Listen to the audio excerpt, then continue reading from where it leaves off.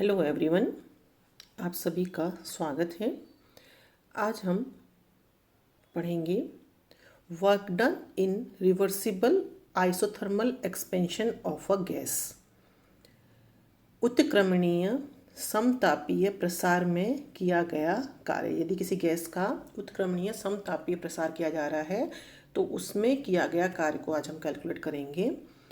हम जानते हैं कि वर्क ऑफ एक्सपेंशन, यदि एक्सपेंशन रिवर्सिबल है तो हम जानते हैं कि वर्क ऑफ एक्सपेंशन क्या होगा, W reversible is equal to integration of V1 to V2 P dV। V1 और V2 क्या है हमारी, वो लिमिट्स है। मतलब हम ये कह रहे हैं कि हमने वो प्रसार जो हुआ है उसमें वॉल्यूम में जो परिवर्तन हुआ है वो उसका V1 से V2 के मध्य में वॉल्यूम में परिवर्तन हुआ है। जब हमने किसी भी गैस का प्रसार किया है तो उसके आयतन में जो परिवर्तन है उसकी लिमिट्स क्या है, V1 से और V2 है। इससे आगे तो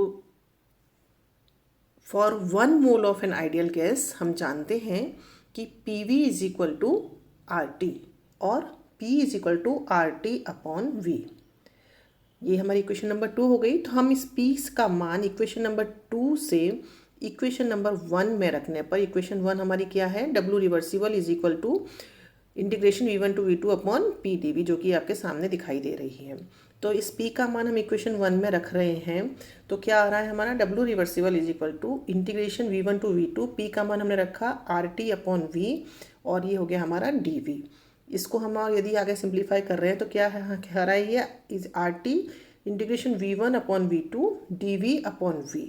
तो अब यहाँ पर हमें कुछ लॉग के रूल्स का हम यहाँ पर उपयोग कर रहे हैं, जो कि आप 12th तक पढ़ते भी आए हैं और अब भी यदि पढ़ रहे हैं तो इसको आप अलग से भी लिख सकते हैं कि हम जानते हैं कि integration 1 upon x d x is equal to ln x। ln क्या है हमारा, log to the base e। तो ये हम ऑलरेडी जानते हैं। इसको यदि हम यहाँ इसमें अप्लाई करेंगे तो ये हमारा क्या हो जाएगा, integration V1 to V2 dV upon V है तो क्या हो गया, ये इंटीग्रेशन 1 अपॉन V dV हो गया। तो 1 अपॉन V dV का इंटीग्रेशन इसके अनुसार क्या हो गया, RT ये है हमारा RT ln V। और लिमिट्स जो है हम इस तरीके से रखते हैं कि यदि हमने V1 से V2 लिखी है तो इसका मतलब यहाँ हम V1 और ये हमारा V2 लिखा है।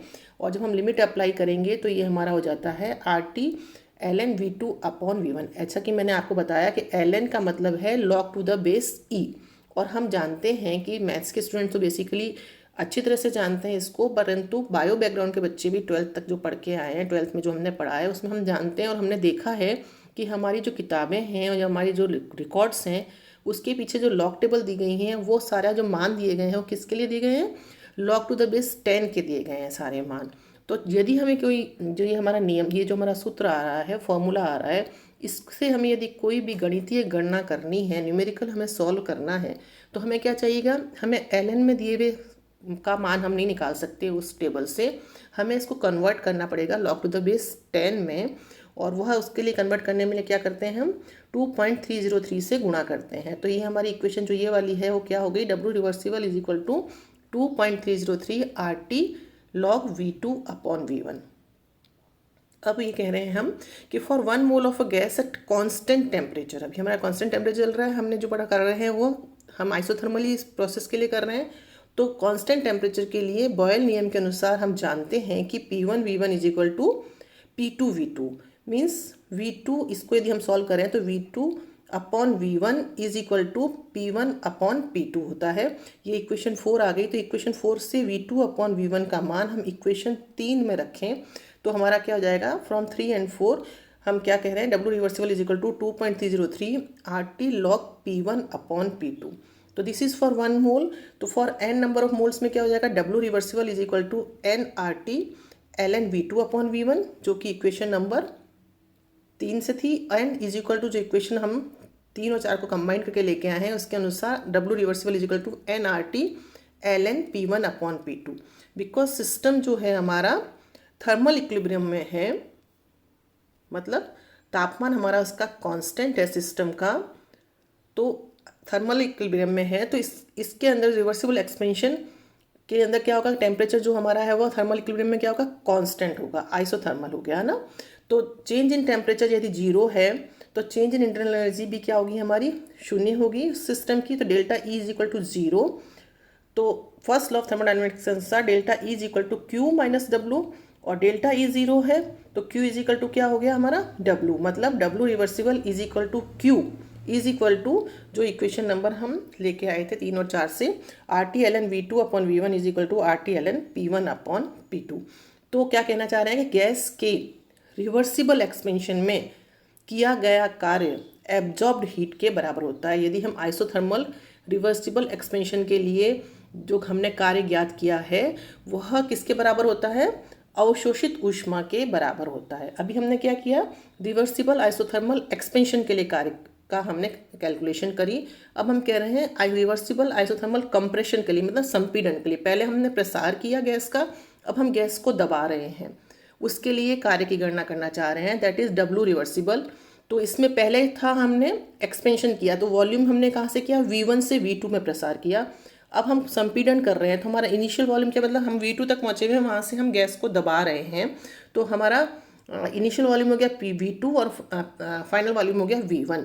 तो कंप्रेशन हो गया फ्रॉम V2 टू V1। और again PV is equal to RT, जैसा कि पहले इससे पहले हमने एक्सपेंशन में किया। P का मान हम इसमें रखेंगे, that is RT upon V। Again यहाँ ये आ गया हमारा integration V2 to V1 dV upon V। अब लॉग का नियम लगाने से क्या आ गया हमारा ln V, और लिमिट्स हमारी यहाँ पे कंप्रेशन के लिए V2 से V1 हो गई। तो क्या हो गया, एक्सचेंज हमारा क्या हो गया, W reversible is equal to minus W reversible dash, मतलब जो कंप्रेशन वाला है वह और जो संपीड़न वाला वर्क दोनों में क्या रिलेशन है वो ये दिखा रहा है। तो W reversible dash is equal to R T L N V1 upon V2, और इसको यदि हम लॉग टू द बेस 10 में चेंज करेंगे तो क्या हो जाएगा 2.303 RT log V1 upon V2। और इसको यदि हम बॉयल नियम के अनुसार P1 P2 is equal to P1 P2 is equal to P1 V1 is equal to P2 V2 से यदि हम इसमें वापस लेके आएंगे तो ये हमारा V1 upon V2 is equal to किसके बराबर हो जाएगा, P2 अपॉन P1 के बराबर हो जाएगा। तो ये हमारा है work done in reversible isothermal compression of a gas. Thank you so much.